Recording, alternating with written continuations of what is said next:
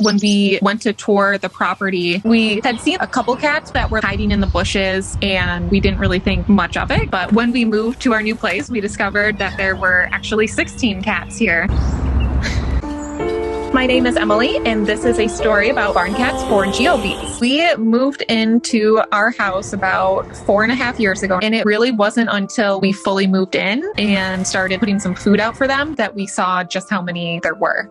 They all came running out of the woods or wherever they were hiding. I would suspect they pretty much just stayed in the barn or the shed. It's a very old barn, so wind and snow can get in there still. I had never owned a cat before. It was winter time, so then I started thinking, how are we going to provide them proper shelter? It was a lot of stress and anxiety at first. Come here, good girl. Good girl. There was really only a couple friendly ones, and the rest of them were either feral or just like really, really scared.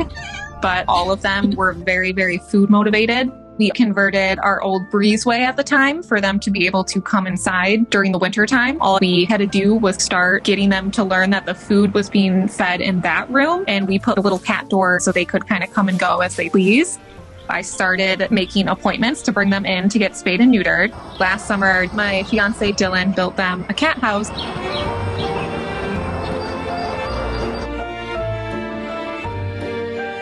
Hey, Bronk. You hanging out? Got some other loungers in here. We have Valencia. We have a Princess Peach. Oh, we even have a Squints. It has all kinds of beds and cat toys and cat towers. It's their temporary housing right now because we're doing a full renovation on our house. We are going to be building them a much nicer room in our house. Every cat, I would say, was different in terms of how they progressed in terms of socialness. Some cats took a few years, and some cats still aren't super friendly, but I've gotten to the point where I can put flea and tick treatment on all of them. Probably all of the orange cats when we moved in were related, just because none of them were spayed or neutered. I would suspect that most of them are siblings or cousins, maybe like parent and babies. When we first moved in, there were definitely cats that wandered between our property and neighboring properties. Nowadays, they don't leave our property at all. I check on the cats multiple times a day, and they pretty much hang out right by their cat house. Sometimes we have visitor cats from other properties, but our cats that we primarily care for don't leave. One of our cats, Dusty, who unfortunately passed away over the winter, he was our only non-orange kitty at the time. When another cat showed up on the property, he would chase him off. He was a great cat, and I still miss him every day. We just don't think that many of them were in good health when we moved in, but at this point, all of the cats get whatever they need medical-wise, so that has helped tremendously. Kitties! Oh! Most mornings I wake up and a handful of them are already waiting for me outside the door. Valencia, she will run down the driveway as soon as she sees my car. If they know I'm outside or hear me talking, they will appear and come hang out.